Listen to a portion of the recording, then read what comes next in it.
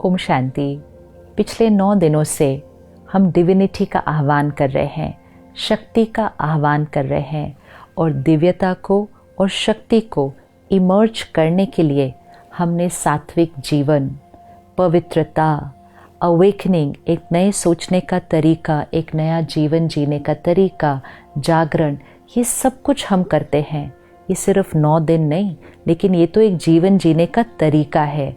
अगर आत्मा अपने अंदर की डिविनिटी और आत्मा अपने अंदर की पावर्स को इमर्ज करना चाहे तो फिर प्योरिटी 9 दिन क्यों, और सात्विक आहार 9 दिन क्यों, और कमज़ोरियों से जागरण सिर्फ 9 दिन क्यों। ये 9 दिन एक रिमाइंडर होते हैं। फेस्टिवल्स जो आते हैं वो हमें जगाने के लिए आते हैं। फेस्टिवल को एक अलार्म की तरह देखते हैं। जैसे हम एक मॉर्निंग अलार्म लगाते हैं तो मॉर्निंग अलार्म हम फिक्स कर देते हैं, तो जब वो सुबह बजता है तो 3 ऑप्शंस होते हैं। या तो अलार्म बजे और हम उठ जाते हैं, दूसरा अलार्म बजे और हम उसको बंद कर देते हैं, और तीसरा ऑप्शन होता है हमें अलार्म की ज़रूरत ही नहीं है, हम अपने आप उठ जाते हैं। इसी तरह जो त्यौहार आते हैं वो एक मॉर्निंग अलार्म की तरह हैं, वो बजते हैं। मतलब 9 दिन देवियों के आए, नवरात्रों के आए, अलार्म बजा। किस बात का अलार्म बजा? जीवन को बदलो, जीवन जीने का तरीका बदलो, जागरण करो अज्ञान की नींद से, सात्विकता को अपने जीवन में लेकर आओ। अलार्म बजा। ये अलार्म बजने के बाद अब हम क्या अलार्म बंद करके उसकी ट्यून को सुनकर वापस सो जाएंगे, या अब हम जाग जाएंगे? और फिर हर साल हमें अलार्म बजाने की ज़रूरत नहीं पड़ेगी, क्योंकि एक बार जाग गए तो हमें अलार्म की ज़रूरत नहीं पड़ेगी, हम जगे रहेंगे। और जब हम वो करेंगे, जब जीवन में ये प्योरिटी और सात्विकता 9 दिन नहीं लेकिन एक जीवन जीने का तरीका बन जाएगी, तो फिर रावण मर जाएगा। और इसीलिए 9 दिन के बाद 10वें दिन दशहरा आता है। दशहरा आना मतलब रावण का खत्म होना। आज पूरे देश के कोने कोने में रावण के पुतले को जलाया जाएगा। रावण का पुतला एक बार जला दिया तो हर साल जलाने की क्या ज़रूरत है? और सिर्फ हर साल जलाते नहीं हैं, लेकिन हर साल उस पुतले को पिछले साल से थोड़ा सा और बड़ा बनाते हैं। ये किसका प्रतीक है? हमारे अंदर की जो कमज़ोरियाँ हैं, नेगेटिविटीज़, वीकनेसेस, वाइसेस, विकार, ये ईयर बाय ईयर बढ़ते जा रहे हैं। और क्योंकि ये हमारे अंदर बढ़ते जा रहे हैं, ये सृष्टि पर, दुनिया में बढ़ते जा रहे हैं। और क्योंकि दुनिया में नेगेटिविटी बढ़ती जा रही है, तो हर साल वो रावण का पुतला पिछले साल से और बड़ा बनाया जाता है। तो इसको दशहरा कहते हैं। रावण हत्या नहीं कहते, रावण वध नहीं कहते। दशहरा मतलब 10 सर को काटना, उतना ही उसका मीनिंग है। तो वो आत्मा के जो 10 विकार हैं उसको काटना है। 10 vices in every soul। Percentage अलग अलग हो सकती है, लेकिन कुछ ना कुछ मात्रा में ये विकार हमारे अंदर हैं। तो काम, क्रोध, लोभ, मोह, अहंकार, ईर्ष्या, द्वेष, छल, हठ, आलस्य, 10 विकार, 10 vices। ये 10 विकार हमारे वो 10 सिर हैं, और इन 10 सिर को हमें ख़त्म करना है। और जब हम डिविनिटी को इन्वोक करेंगे, अपनी पावर्स को इन्वोक करेंगे, तो ये 10 सर ख़त्म हो जाएंगे। तो वो दशहरा का प्रतीक है। अब क्या दिखाते हैं कि श्री राम जी जब एक सर को मारते थे तो वो सर नीचे गिरता था, और फिर थोड़ी देर के बाद एक और सर वहाँ आकर फिर से जुड़ जाता था। तो ये हमें क्या सिखाता है कि एक एक विकार पर काम नहीं किया जा सकता। एक विकार पर वर्क करेंगे, वो सर गिरेगा तो थोड़ी देर के बाद एक और वहाँ आ जाएगा। सारे विकारों का रूट, जो मूल है, वो है बॉडी कॉन्शियसनेस। इसलिए रावण की नाभि पे मारा गया। बॉडी कॉन्शियसनेस जो रूट है, उस पर जब श्री राम जी ने मारा तो सारे सर गिर गए और रावण पूरी तरह से ख़त्म हो गया। तो हमें एक एक कमज़ोरी पर, आजकल हम कहते हैं डर ख़त्म करना है, जेलेसी ख़त्म करनी है, हर्ट ख़त्म करना है, गुस्सा ख़त्म, वो फिर इतने सारे लगते हैं कि देख के डर लग जाता है कि इतने सारे विकारों को हम ख़त्म कैसे करें। एक एक ही ख़त्म करना इतना मुश्किल है। तो इतने सब वाइसेस पे वर्क नहीं करना है, किसी भी चीज़ को ख़त्म नहीं करना है। बॉडी कॉन्शियसनेस को सोल कॉन्शियसनेस से रिप्लेस करना है, और उसी के लिए डेली स्पिरिचुअल स्टडी और मेडिटेशन। मैं आत्मा हूँ, प्योर आत्मा हूँ, परमात्मा की संतान हो, अपने अंदर शक्ति भरते हैं तो एक एक विकार ख़त्म हो जाते हैं।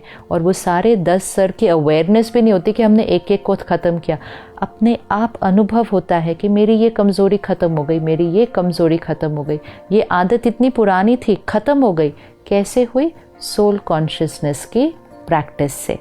तो एक बहुत सुंदर मैसेज, एक लर्निंग, और उसको जीवन में इम्प्लीमेंट करना।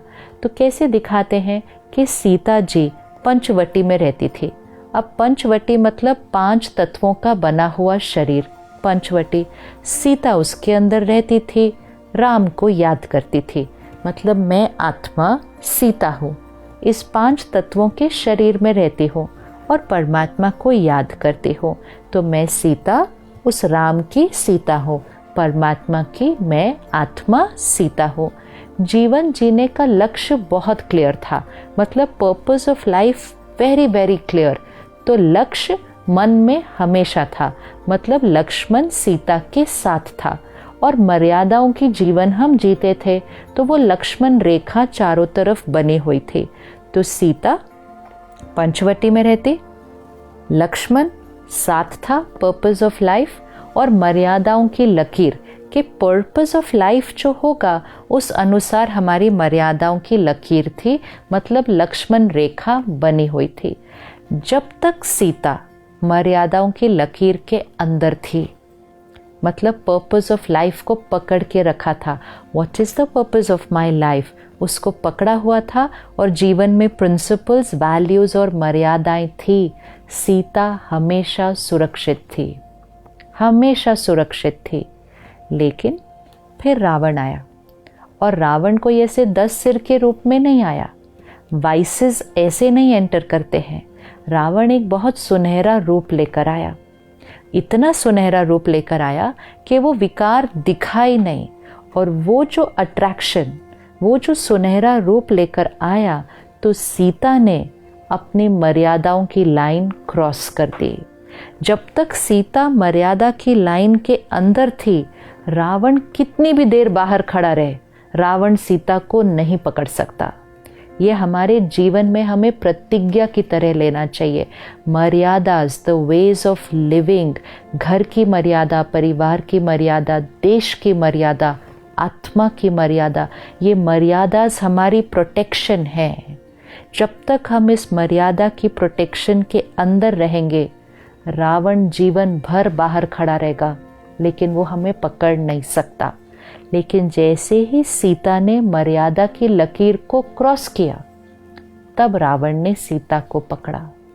रावण अंदर नहीं आ सकता हमारे जीवन में, हमें मर्यादा को क्रॉस करके रावण के पास जाना पड़ता है।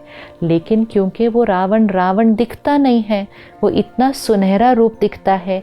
आज अपने जीवन की डिस्ट्रैक्शंस को देखें, जो हम सुन रहे हैं, पढ़ रहे हैं, देख रहे हैं, क्या खा रहे हैं, क्या पी रहे हैं, धन कमाने की इतनी होड़ में हैं, किसी को भी पीछे छोड़ने के लिए, किसी को गिराने के लिए तैयार हैं, क्योंकि वो जो बाहर है वो हमें बड़ा सुनहरा दिखता है, वो इतना अट्रैक्टिव है कि हम अपनी मर्यादाओं को छोड़ देते हैं।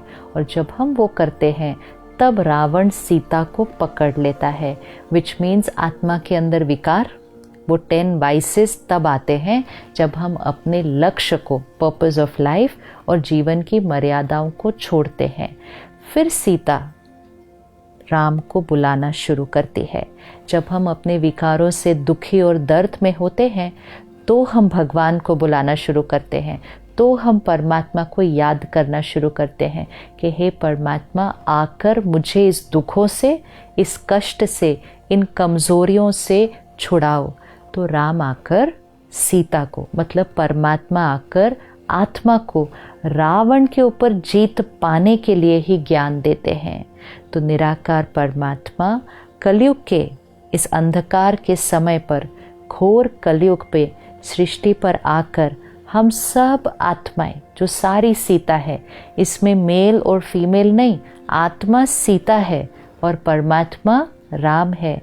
परमात्मा से कनेक्ट हुए बिना अब हम रावण की जेल से, रावण की कैद से छूट नहीं पाते हैं। तो परमात्मा आकर सीता को ज्ञान देकर, प्यार देकर, शक्ति देकर उस रावण की जेल से छुड़ाते हैं। तो हम सब ने मिलकर 9 दिन सात्विकता का जीवन बिताया। अब हम इसको आज यहाँ पर नहीं रोकेंगे, अब ये हमारे जीवन जीने का तरीका बन जाएगा। सात्विकता, जागरण। कौन सा जागरण? अपने विकारों से जागरण, और जीवन में पवित्रता, ज्ञान और योग की धारणा, परमात्मा के साथ कनेक्शन, पर्पस ऑफ लाइफ बहुत क्लियर, मन में लक्ष्य स्पष्ट है और मर्यादाओं की रेखा के अंदर है। संयम, जीवन में डिसिप्लिन, वो हमारी लाइन है जिसको हम क्रॉस नहीं करेंगे। परमात्मा के ज्ञान को स्टडी कर उस 8 पावर्स को अपने अंदर इमर्ज करके हम इन 10 सर को पूरी तरह से ख़त्म करेंगे, क्योंकि हम देह भान को ख़त्म कर रहे हैं। त्योहार इतने प्यारे आते हैं कि पहले नवरात्रि आती है, उसके बाद दशहरा आता है, और जब रावण मर जाता है तो जीवन में दिवाली आ जाती है। जीवन में सात्विकता, विकारों को ख़त्म किया तो जीवन सत्युगी बन जाएगा। और सिर्फ हमारे जीवन में दिवाली नहीं आएगी, सृष्टि पर ही दिवाली आएगी। तो divinity, power and finishing of vices is the only way to create Satyug on this planet. वो दिवाली, वो सत्युग हम सबको मिलकर लानी है। दशहरे की बहुत बहुत शुभकामनाएं। ओम शांति।